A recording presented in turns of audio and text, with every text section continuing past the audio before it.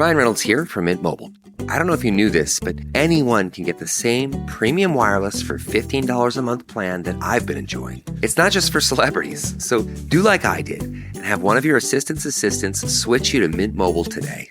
I'm told it's super easy to do at mintmobile.com/switch. Upfront payment of $45 for 3-month plan, equivalent to $15 per month required. Intro rate first 3 months only, then full price plan options available. Taxes and fees extra. See full terms at mintmobile.com.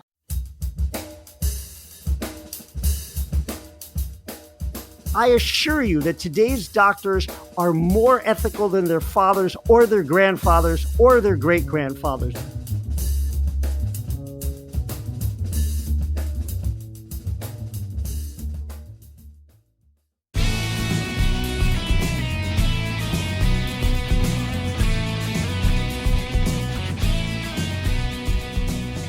From Offscript Media, I am Matthew Zachary, and this is Out of Patience.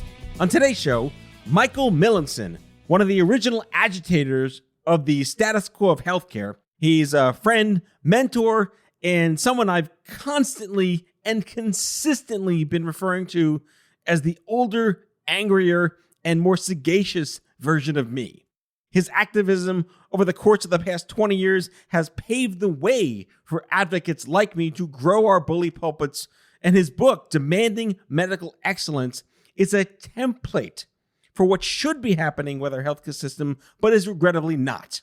As a journalist, he's covered health reform and is particularly incendiary against hospital systems who place profit over purpose and who have to be too often incentivized to do the right thing. You're going to love this conversation. Enjoy my chat with Michael Millenson.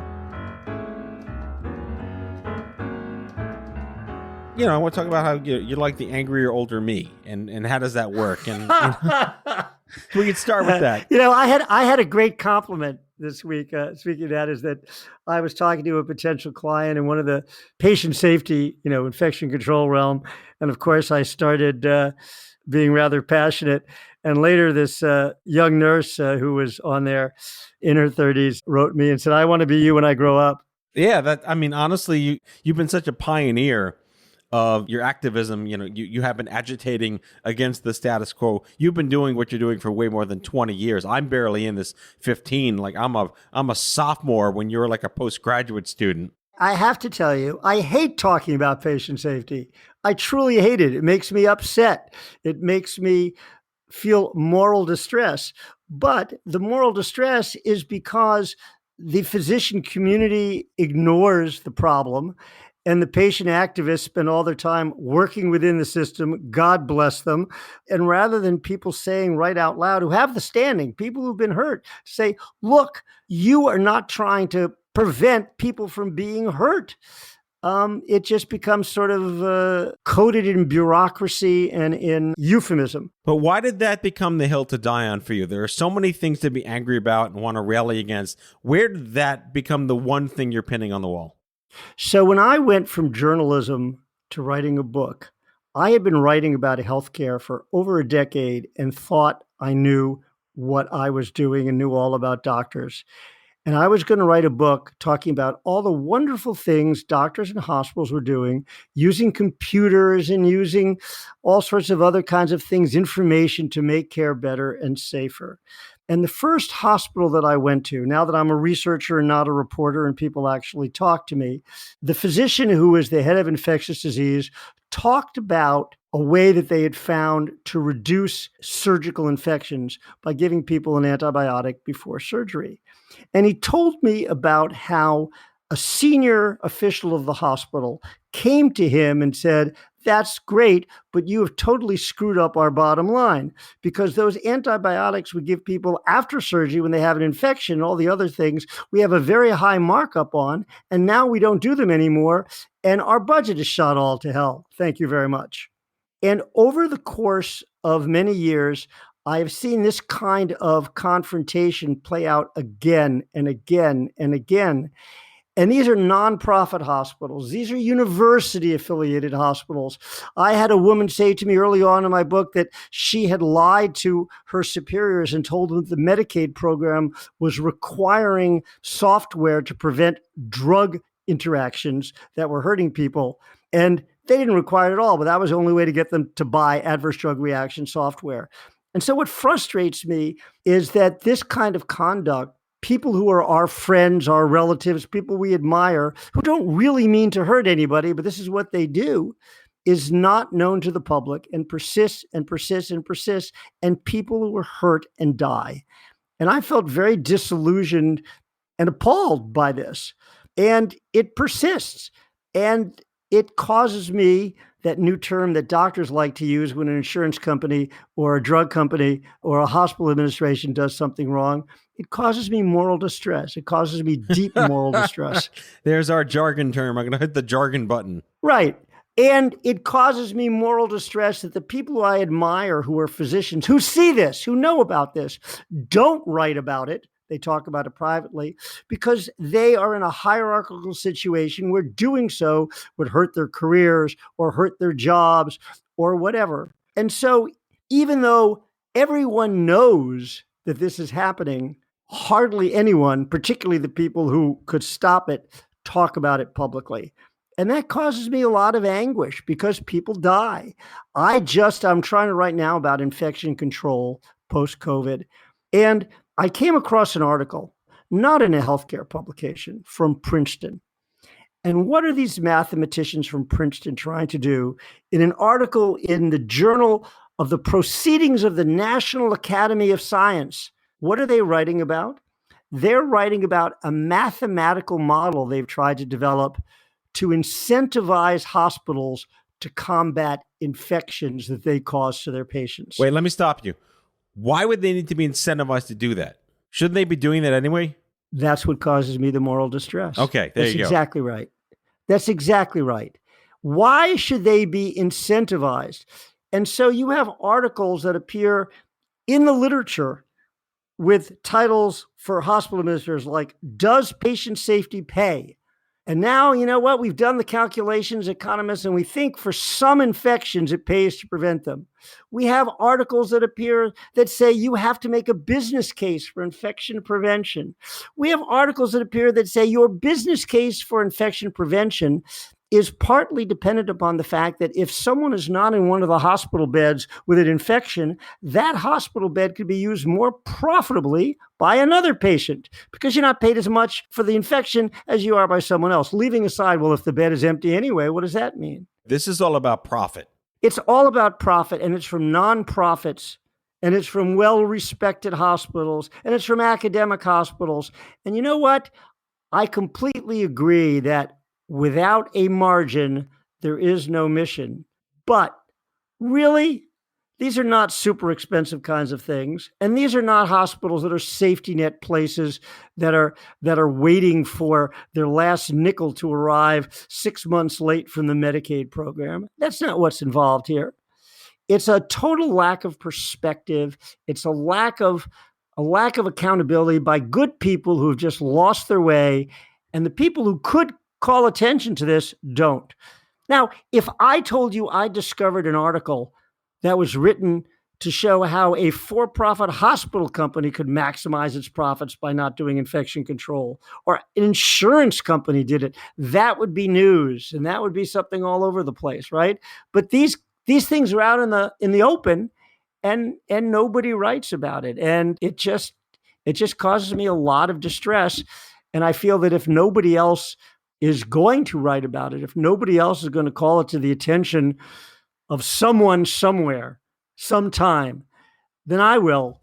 And hopefully at some point it has an impact. Back with our guest after the break.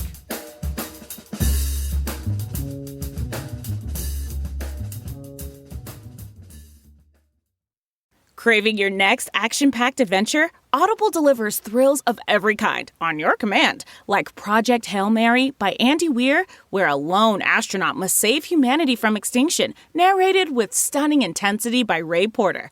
From electrifying suspense and daring quest to spine-tingling horror and romance in far-off realms, unleash your adventurous side with gripping titles that'll keep you guessing. Discover exclusive Audible originals, hotly anticipated new releases, and must-listen bestsellers that hook you from the first minute. Because Audible knows there's no greater thrill than the one that speaks to you.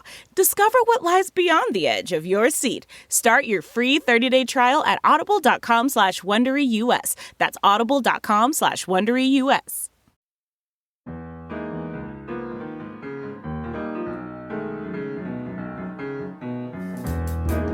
I'm always of the ilk that who profits the most from something happening that should be happening. The mire of clinical trials as a jargon term and a practical term, and why are only X% enrolling and blah, blah, blah, the cholesterol and the artery of access to a trial.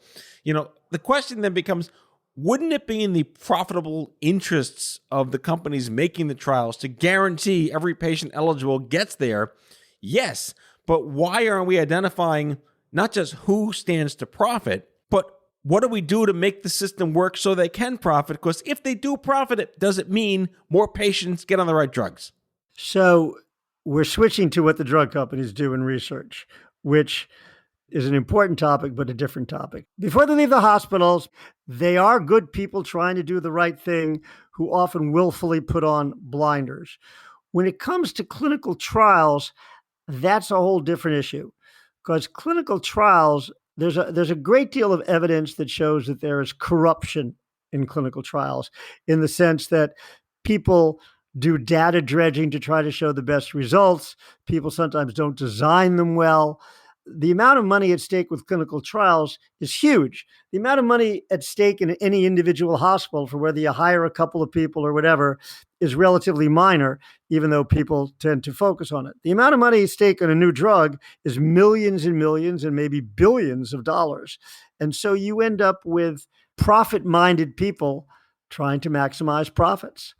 Right? They're not nonprofit. The drug companies are not nonprofits. Hospitals, many of them are.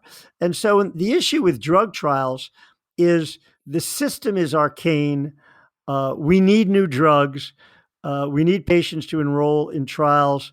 But the academics and the drug companies and everybody else are all intertwined in this odd dance that really is not necessarily as patient-centered as it should be.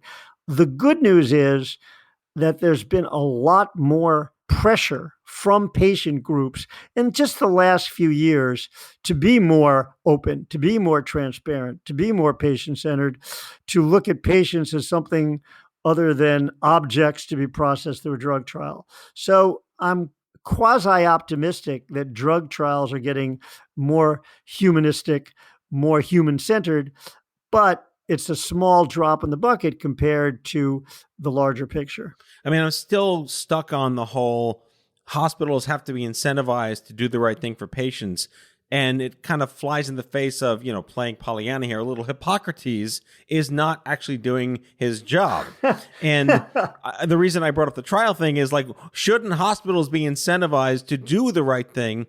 Or shouldn't they? I would say they shouldn't need to, but in a private sector health system or a nonprofit health system, yes, we know there's so much cholesterol in that artery.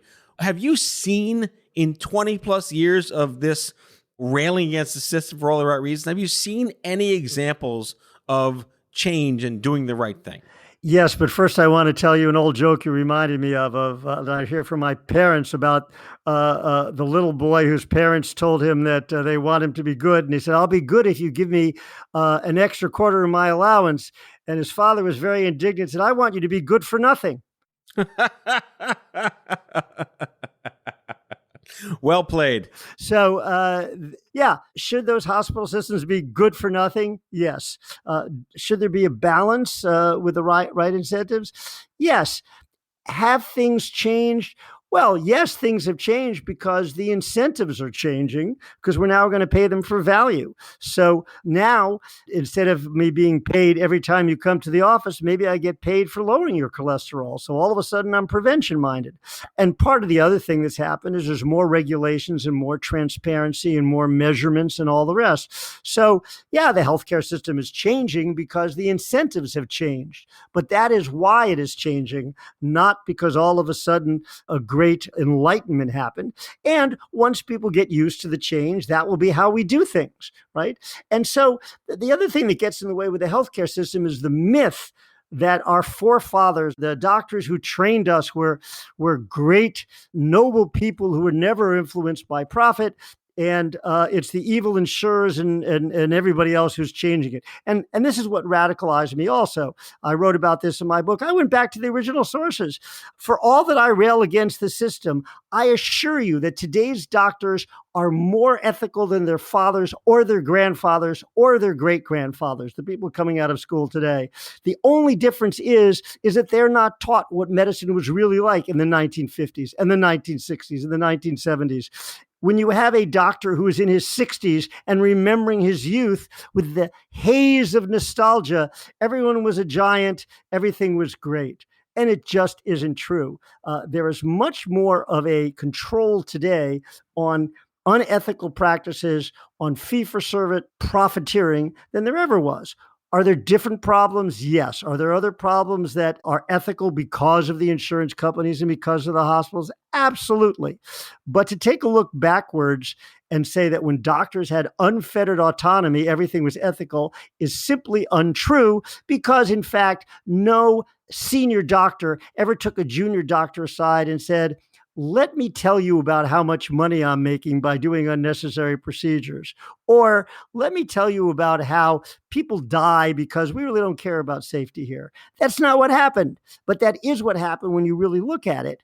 There was a feature in a medical journal when the quality movement was still getting underway in the 90s and after in the early 2000s, where a quality researcher wrote a column about heroes and martyrs of quality.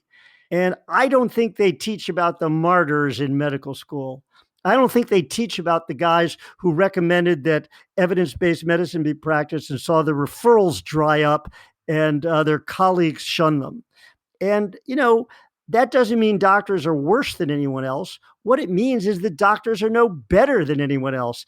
And I found that quite disappointing when I first came into the healthcare culture.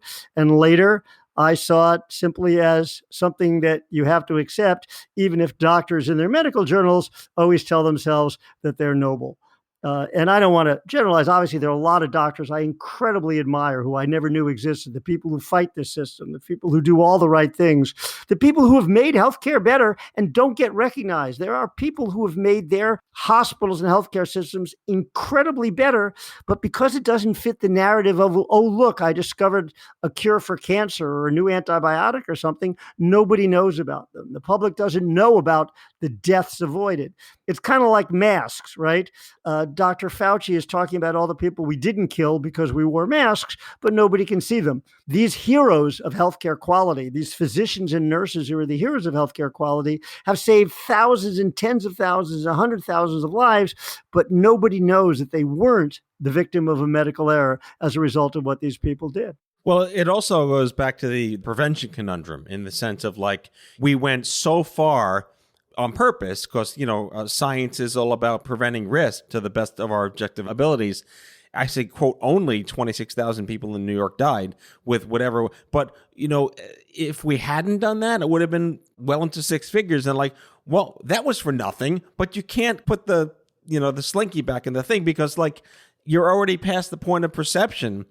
And I'm devastated at what's happening in this country. I'm all for objective understanding. I had asymptomatic COVID. I tested positive twice for antibodies, so I ruled out all the false tests. And I know lots of people, they're doctors, and I can, how is this a thing? It bothers me on a couple of levels, if we're going to delve into COVID and hospitalizations, that the infection rates are not necessarily being explained on, I use the term COVIDity. I made up the word, how much COVID do you have to be in the hospital? Are you COVID, 10 to just go in there for a day, or you COVID 100 to go in there for a week, or you COVID 1,000 to go in there and die? Like, where's the sliding scale on how bad it is when you're diagnosed? Or if all the people that are now, going back to the hospital who couldn't get the electives or the other surgeries or the other procedures, they're just getting tested by default now because the hospitals have a captive audience. Do those count? So where do you see the misinformation on masks and public awareness and this prevention paradox factoring into the data hospitals are providing? When the President of the United States repeatedly spreads inaccurate information that contradicts the scientists in his own administration for a combination of selfish motives and plain ignorance, and when people don't speak up against it, including, by the way, in Congress, there's a GOP doctors caucus, right? They can speak up and say, we love you, Mr. President, but in this case, you're off base. That starts to persuade people who understandably don't like to wear masks and the like, not to wear them. And if individual hospitals don't see themselves as being part of a unified national effort, it's tough. We as human beings are often willing to do a lot of things for a cause. I mean, the way people at all sorts of hospitals, the way doctors and nurses and the people who collected the trash and everybody at hospitals responded to this crisis truly makes them heroes. I'm full of admiration. But when we don't see a crisis, we all fall back, all of us, into our usual habits. And if we tell people that the crisis is over, or if we politicize it, as this administration has done, then people's behavior changes. And it is truly a sad thing because people will die. And again, it would have been nice if, say, Rand Paul, who survived COVID, spoke up, or others spoke up. And that's a complicated question. But it's a shame that we as a society had so few moments of unity. I'm going to agree. We're coming up on time soon, but I did want to talk about your book, Demanding Medical Excellence, because it stood the test of time. And evidence to the obvious, there's still a need to demand medical excellence, and the fact that this is still going on, and how are you the only one calling this out, or are there other Michael Millensons out there calling this out? And what does change really look like? Can you sum up really quickly? Like, you wrote the book for a reason. The book stands the test of time. What are you hoping? Pipe dream. Snap your fingers and something happens. Is there one cog that starts the whole clock spinning? There's two things that need to happen. I don't know when they will. One is very simple. There's a lot of unknowns in medicine. Great. All I'm asking is that we provide the best possible and the safest possible care that we know how to do. Implement everything we already know works to make care as safe as possible, and implement everything we already know is correct to make care as evidence-based and as high quality as possible. Those are the two things for safety and quality. And then since then, I've focused more on patient-centered care, and it's very simple. Treat patients as partners. Now, if they're partners, sometimes they may turn to you and say, you know what, doc, I have no idea what to do. I'm scared and I'm sick. Go ahead, make the decision. I'll go with you. And sometimes they may say, you know what, I know more about my body than you do, or I know more about my risk factors than you do. And with all due respect, doc, here's what I'd like to do in this situation. That's a true partnership. Sometimes you say, yes, dear, and sometimes you don't. And those are the two things.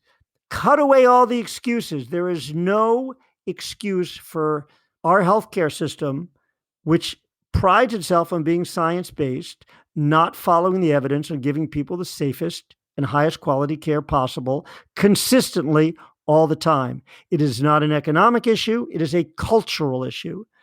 And the patient-centeredness is even more difficult culturally, but that's really where we have to go. And we are going there, but we are going there slowly in fits and starts because we are bound by myths of the difference between holding physicians accountable and giving them autonomy. What's the right balance? And we're bound by myths. And we're bound by myths about what patients are capable of. And it's not because anyone is venal, but it is because they refuse to look at some uncomfortable facts and change their behavior. Michael Millenson is my favorite status quo agitator. He's a writer, author of Demanding Medical Excellence, speaker, consultant, researcher, activist, and as I said at the top of the show, the angrier, better, older me. I see you as a role model and a mentor, and thank you for staying angry for all the right reasons, and we'll definitely have you back on the show very, very soon. There's an unlimited supply of stuff to rant about. Thank you.